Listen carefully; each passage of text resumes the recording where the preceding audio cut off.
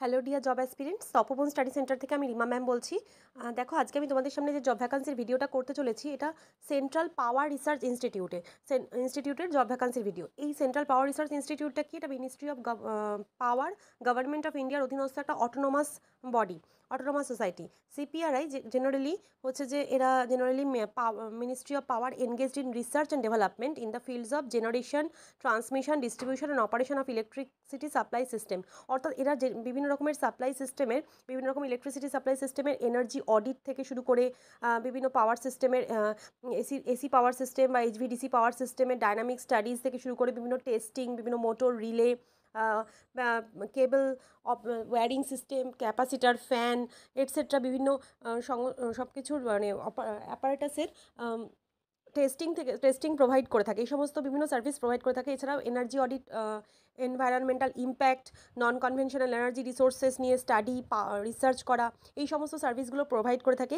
এদের মানে বিদেশেও, ফরেনেও অনেক ক্লায়েন্ট আছে। এবং এই সিপিআরআই যে ল্যাবগুলো আছে, সিপিআরআই ল্যাব কিন্তু যে মানে বিআইএস অ্যাক্রেডিটেড সংস্থা। এছাড়াও বিভিন্ন ফরেনেরও বিভিন্ন বিভিন্ন ইউটিলিটিজেরও অনুমোদিত সিপিআরআই ল্যাবগুলো। অর্থাৎ ফরেনেও বিভিন্ন ফরেন কান্ট্রিজগুলোও সিপিআরআই অনুমোদিত ল্যাব থেকে টেস্টিং করিয়ে সেই রিপোর্টগুলোকে অ্যাক্রেডিট করে, অনুমোদন দেয়।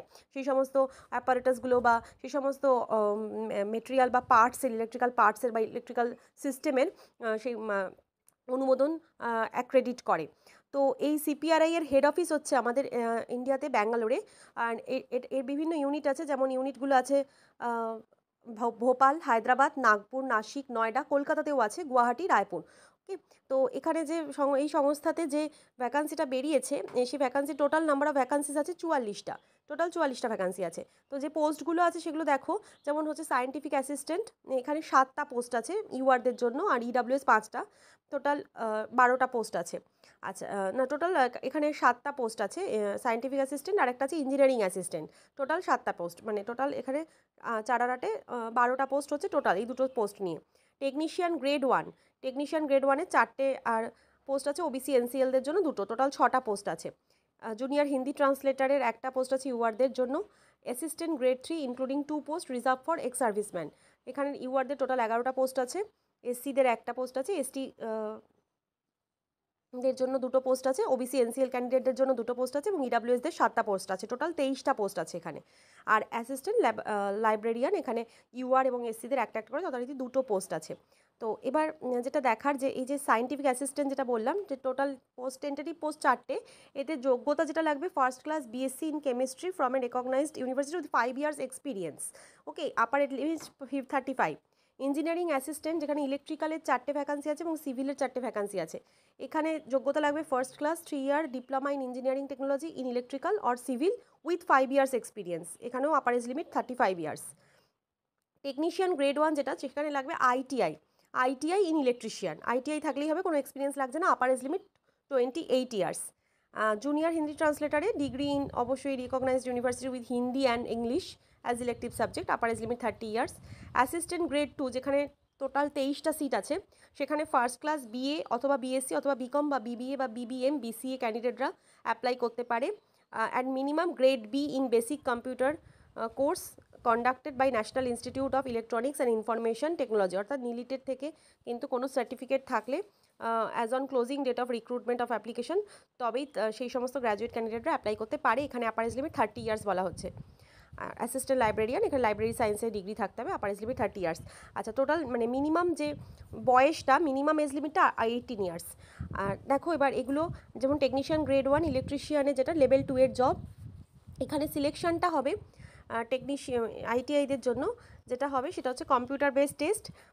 The candidate will also have the quality of trade test, CBT, তারপরে ট্রেড টেস্ট হবে। আর অ্যাসিস্ট্যান্ট গ্রেড 2, যেখানে 23টা ভ্যাকান্সি আছে, যেখানে যে কোনো গ্র্যাজুয়েটরা অ্যাপ্লাই করতে পারবে, বা নিলিটের গ্রেড বি কম্পিউটার সার্টিফিকেট থাকতে হবে। সেখানে সিবিটি, অনলি সিবিটি হবে।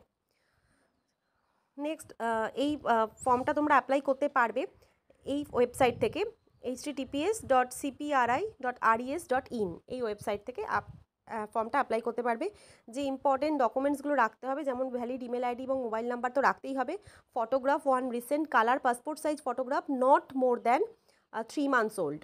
আর সিগনেচার ব্ল্যাক ইঙ্কে করতে হবে হোয়াইট ব্যাকগ্রাউন্ডে। আর যে ফর্ম ফিল আপের লাস্ট ডেট যেটা বলা হচ্ছে 25/5/2025, 25/5/2025। আচ্ছা, অ্যাপ্লিকেশন ফিজ লাগবে যেটা senior scientific assistant, engineering assistant এবং জুনিয়র হিন্দি ট্রান্সলেটারের জন্য 1000 টাকা লাগবে ইনক্লুডিং জিএসটি।